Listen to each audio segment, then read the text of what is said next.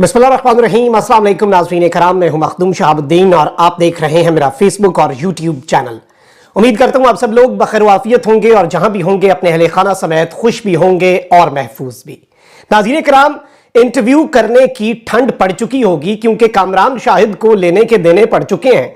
तो वहीं दूसरी जानिब उस्मान डार की वालदा का एक ताजा बयान जिसने ताकतवरों के तमाम तर मंसूबों को नाकाम बना दिया है और यूं लग रहा है कि अब जलती पर तेल पड़ चुका है। जो हासिल करना चाहते थे कुछ हल्के उस्मान डार के इस इंटरव्यू से, वो सारे का सारा मंसूबा जो है वो तहस नहस हो चुका है। और उस्मान डार के इस इंटरव्यू पर अडियाला जेल में बैठे कप्तान का बड़ा खड़ाक भी सामने आया है। पाकिस्तान तहरीक इंसाफ ने भी इस सब के ऊपर खामोशी तोड़ी है। लेकिन दो चीजें बड़ी इंटरेस्टिंग है। एक तो कामरान शाहिद के साथ जो हो गया है, कामरान शाहिद ने ये सोचा नहीं होगा। तो वहीं दूसरी जानिब उस्मान डार की वालदा ने सिनफे आहन, उन्होंने जो इस वक्त पूरे का पूरा ये मंसूबा अचानक, जिसे कहते हैं ना कि 100 सुनहार की एक लोहार की, और पूरा ये मंसूबा जो है ये खाक में मिलाया है। ये बड़ी इंटरेस्टिंग डेवलपमेंट्स हैं। वीडियो पैगाम भी मैं आपके सामने रखूंगा, लेकिन इसमें जो एक नुक्ता सब इग्नोर कर रहे हैं उसे भी हम समझने की कोशिश करेंगे। और अल्लाह हक है, इमरान खान साहब की सालगिरह शुरू हो चुका है। दिन 5 अक्टूबर इमरान खान साहब की बर्थडे है और वो अपनी पहली मर्तबा जो सालगिरह है वो इस वक्त जेल में गुजार रहे हैं। लेकिन इमरान खान जो है वो इस वक्त मुतमईन है, इमरान खान को फर्क नहीं पड़ रहा। तो ये सारी चीजें मैं एक एक करके आपके सामने रखूंगा। अगर अभी तक आपने इस वीडियो को लाइक नहीं किया तो आपसे मेरी ये दरखास्त होगी कि आपके लाइक्स, कमेंट्स और शेयर्स जो है वो हमारे लिए बहुत जरूरी हैं, क्योंकि हमारे चैनल्स को रिपोर्ट किया जाता है ताकि हमारी आवाज जो है वो ज्यादा लोगों तक ना पहुंच सके। हक और सच पर मबनी सहाफत वैसे ही लोगों को नहीं अच्छी लगती है हमारे मुल्क में, उस असर को जाहिर करने के लिए आपके लाइक्स और कमेंट्स हमारे लिए बहुत ज्यादा जरूरी हैं। अब जरा आते हैं मेन डेवलपमेंट्स के ऊपर। नाज़रीन कराम, इस वक्त पाकिस्तान तहरीक इंसाफ के जो रहनुमा है उन्होंने मुनहरिफ रहनुमा उस्मान डार के इंटरव्यू पर रद्द अमल देते हुए इसे स्क्रिप्टेड करार दिया है। तफसीलात के मुताबिक पाकिस्तान तहरीक इंसाफ के मुनहरिफ रहनुमा उस्मान डार ने जो इंटरव्यू दिया उसके बाद अब लोग जो हैं वो इसके ऊपर अपनी खामोशी भी तोड़ रहे हैं। हमाद अजहर साहब ने भी स्टेटमेंट दिया है कि अब जबरी प्रेस कॉन्फ्रेंस का फॉर्मेट बदल दिया गया है। अगवा हो या गिरफ्तार, कैदी अब चाय की प्याली और एक एंकर के साथ किसी के घर में बैठेगा। स्क्रिप्ट वही है पुराना। हम सोच भी नहीं सकते कि उस्मान डार के साथ पिछले 2 हफ्ते में क्या बीती होगी, किस किस हरबे को इस्तेमाल किया गया होगा उस पर। और जाहिर बात है कि ये कंसर्न्स है कि क्या कुछ किया गया होगा। कासिम सूरी साहब ने लिखा कि जोर जबरदस्ती, जुल्म, तशद्दुद का कारोबार बंद, खानदान के लोगों को डरा धमकाकर वफादारियां तब्दील करने का सिलसिला फौरन बंद होना चाहिए। इमरान खान पाकिस्तान है और पाकिस्तान इमरान खान है। इस तरह पाकिस्तान तहरीक इंसाफ कमजोर नहीं बल्कि मजीद मजबूत हो रही है। This is a reality. अगर आप इस नुक्ते को समझ लें कि इमरान खान इन सारी चीजों से मजबूत हो रहा है और इमरान खान को कमजोर करना था, नैरेटिव बनाना था। उस्मान डार की वालदा का जरा बयान सुनेगा तो आपको समझ लगेगी और इसमें जो नुक्ता है वो भी हम समझेंगे।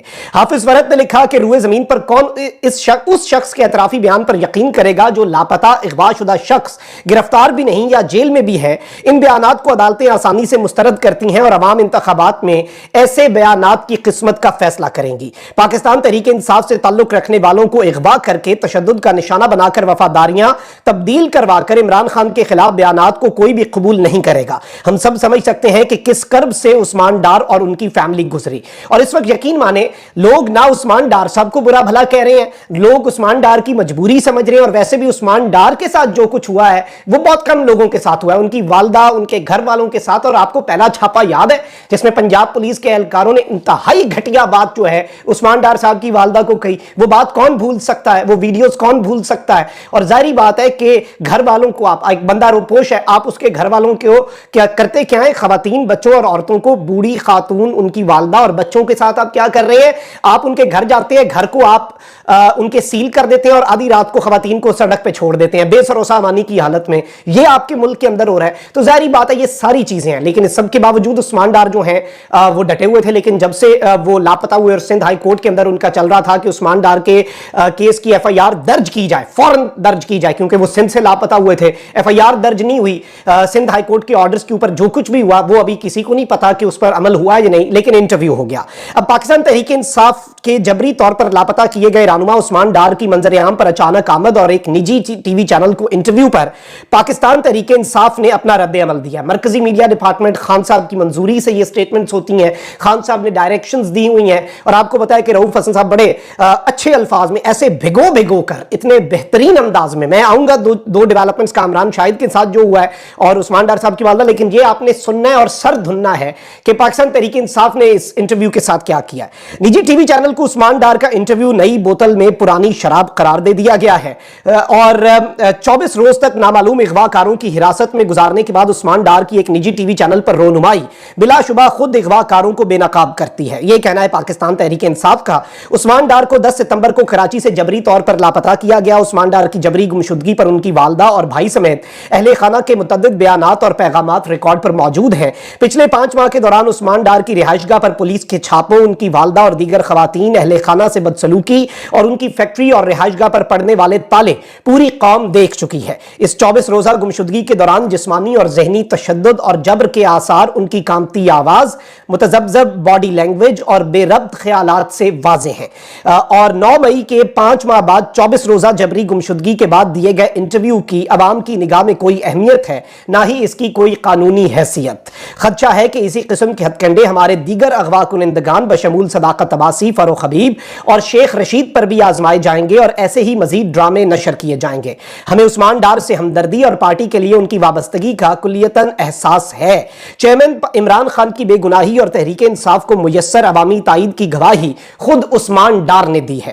ملک کو گھسے پٹے ڈراموں اور فلموں کی بھینٹ چڑھانے کے بجائے 9 مئی کے واقعات کی اعلیٰ سطحی عدالتی کمیشن کے ذریعے تحقیقات اور عوام کو ووٹ کا حق دینے کے لیے 90 روز کی دستوری مدت میں انتخابات کروائے جائیں من جانب مرکزی میڈیا ڈپارٹمنٹ پاکستان تحریک انصاف۔ اب ایک جانب تو یہ سب کچھ ہے، وہیں دوسری جانب اب میڈیا ایتھکس پر بات ہو رہی ہے اور کچھ ایسے صحافی بھی جو پاکستان تحریک انصاف کے مخالف سمجھے جاتے ہیں، وہ صحافی بھی اب اس سب کے اوپر خاموشی توڑ رہے ہیں۔ اور بلکہ میں ایک صحافی کا ٹویٹ دیکھ رہا تھا اور یہ عمران خان کے بہت زیادہ مخالف، مطلب اس سے زیادہ اینٹی شاید کوئی جرنلسٹ کم ہی ہو پاکستان میں عمران خان صاحب کے حوالے سے، لیکن اب وہ بھی یہ بات کرنے پر مجبور ہو گئے ہیں کہ senior journalists and journalist bodies should come forward and take a position that can a journalist or anchor give his or her plat for airing any abductee or prisoners under pressure so-called confessions or revelations. Let's call out loud and clear.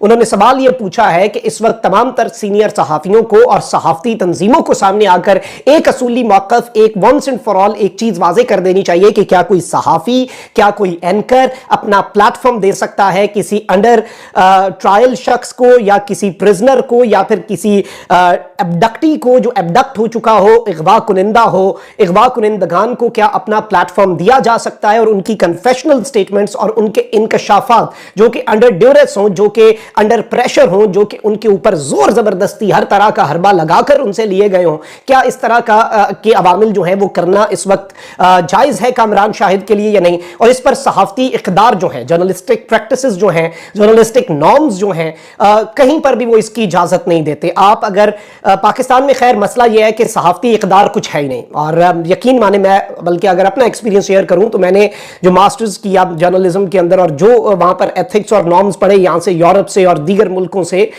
یقین مانے کہ ایک بھی پاکستان کے اندر implement کرتے ہوئے صحافی جو ہے وہ سوچتے ہوں گے کہ ایگزسٹ ہی نہیں کرتے، اچھے کم امپلیمنٹ ہو رہے ہیں، زیادہ نہیں ایگزسٹ ہی نہیں کرتے۔ اور اب جو کامران شاہد صاحب نے کیا ہے اس کے اوپر بھی سوالات اٹھ رہے ہیں، اور کامران شاہد صاحب کیا سہولت کاری کر رہے تھے، یہ سارے سوالات جو ہیں اب یہ وہ صحافی بھی سوالات اٹھانے پر مجبور ہو گئے ہیں جو عمران خان صاحب کے انتہائی مخالف سے مطلب آپ سمجھ جائیں۔ اچھا، اب جو کامران شاہد صاحب کو بھی لینے کے دینے پڑ گئے ہیں، ان سے سوالات ہو رہے ہیں اور آپ اپنا گھر بھی دے رہے ہیں، اپنی حویلی بھی دکھا رہے ہیں، آپ ان کے ساتھ شغل بھی لگانے کی کوشش کر رہے ہیں، انہیں کمفرٹیبل کرنے کی بھی کوشش کر رہے ہیں، انہیں دوڑا بھی رہے ہیں ایک طرح سے انڈائریکٹلی لوگوں کو دکھانے کے لیے کہ ان کے ساتھ کچھ نہیں ہوا، وہ بالکل ہٹے کٹے ہیں، اور یہ ساری چیزیں ہو رہی ہیں۔ تو میں سمجھتا ہوں یہ جو کچھ بھی ہو رہا ہے ملک کے اندر عوام سب سمجھ بھی رہی ہے، عوام کو ہر چیز سمجھ آ رہی ہے۔ اچھا، وہیں دوسری جانب عثمان ڈار صاحب جو ہیں، ان کی والدہ اس سے پہلے بھی سٹیٹمنٹس دے چکی ہیں، اور ان کی والدہ نے خواجہ آصف صاحب کو بڑا ٹف ٹائم دیتے ہیں عثمان ڈار صاحب، آپ کو پتا ہے سیالکوٹ سے، اور اس سب کے اندر یہ بھی کہا جاتا ہے کہ عثمان ڈار صاحب کے اوپر جو خصوصی عتاب ہے جس کا وہ نشانہ بنے رہے، ڈار فیملی جو نشانہ بنی رہی، اس میں ڈار فیملی کا یہ ماننا بھی ہے اور انہیں بھی یہ لگتا ہے کہ اس خواجہ آصف صاحب جو ہیں ان کا ایک خاص قسم کا اس سب کے اندر ایک کردار ہے، اور وہ اپنے بھی اس سب کے اندر اپنا الو بھی سیدھا کر رہے ہیں کہ اپنا سب سے بڑا پولیٹیکل رائیول ختم کر کے اکیلے وہاں پہ، اور یہی اب نون لیگ کے پاس رہ چکا ہے نا کہ وہ ویسے تو نہیں جیت سکتے، مطلب انہیں میدان میں اکیلا دوڑایا جائے تو شاید وہ پھر بھی فنش لائن پہ نہ پہنچ سکے، اتنے برے حالات ہیں، لیکن وہ چاہتے ہیں کہ میدان میں کوئی اور دوڑے ہی نہ۔ اچھا، اب یہاں پر جو امپورٹنٹ چیز ہے ناظرین کرام وہ یہ ہے کہ یہی منصوبہ تھا، ایک تو کپتان کو سیالکوٹ سے وائپ آؤٹ کرنے کے لیے کہ وہاں سے کپتان کا کوئی ووٹ بینک نہیں، عثمان ڈار نے سیاست بھی چھوڑ دی، پی ٹی آئی بھی چھوڑ دی۔ اچھا وہیں دوسری جانب عثمان ڈار کی والدہ نے یہ بھی کلیئر کر دیا، بلکہ عثمان ڈار صاحب جو ہیں ان کی والدہ کی یہ سٹیٹمنٹ سنیں پھر بات کرتے ہیں۔ بسم اللہ الرحمن الرحیم۔ خواجہ صاحب میری بات غور سے سن لو، جو تم چاہتے تھے وہ تم نے عثمان ڈار کو گن پوائنٹ پہ رکھ کر اپنے مقاصد کو پورا کیا ہے۔ سیاست عثمان ڈار نے چھوڑی ہے، اس کی والدہ نے نہیں۔ اب تیرا مقابلہ میں کروں گی سیاست میں، اور میرا چیلنج ہے تمہیں کہ تم میدان میں آؤ اور دیکھو کہ تمہارے شیر کا میں کیا اثر کرتی ہوں۔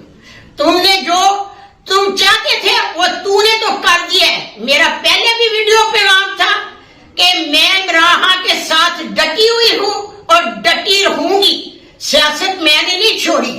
اب میدان میں آؤ تو دیکھو کیا ہوتا ہے۔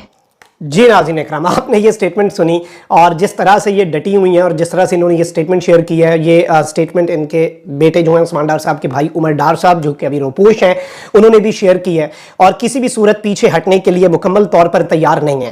سو آئی پرسنلی تھنک کہ یہ ایک بہت بڑی ڈیولپمنٹ ہے، اور ظاہری بات ہے کہ اس نے بھی طاقتوروں کا ایک تو نیریٹو، آپ دیکھیں کہ آپ نے کیا نیریٹو بنانا تھا، بیانیہ بنانا تھا عمران خان کے خلاف، نہیں بن پایا، ناممکن ہے کہ بن پائے، بلکہ وہ بیانیہ الٹا گلے پڑ رہا ہے۔ عمران خان کی اس سے بھی پاپولیرٹی بڑھ رہی ہے، آپ سوشل میڈیا پہ دیکھ لیں۔ یہ میں نہیں کہہ رہا، بلکہ میں صرف وہ رپورٹ کروں، آپ کو حقیقت بتا رہا ہوں، اور حقیقت سے منہ نہ چھپائیں، سچ اور عوام جو ہے اس کے نبض کو سمجھیں، زبان خلق کو نقارہ خدا سمجھیں، ہر چیز حل ہو جائے گی، لیکن لوگ سمجھنے کے لیے تیار انفارچونیٹلی نہیں ہے۔ اپنا بہت خیال رکھیں، اللہ نگہبان، پاکستان زندہ باد۔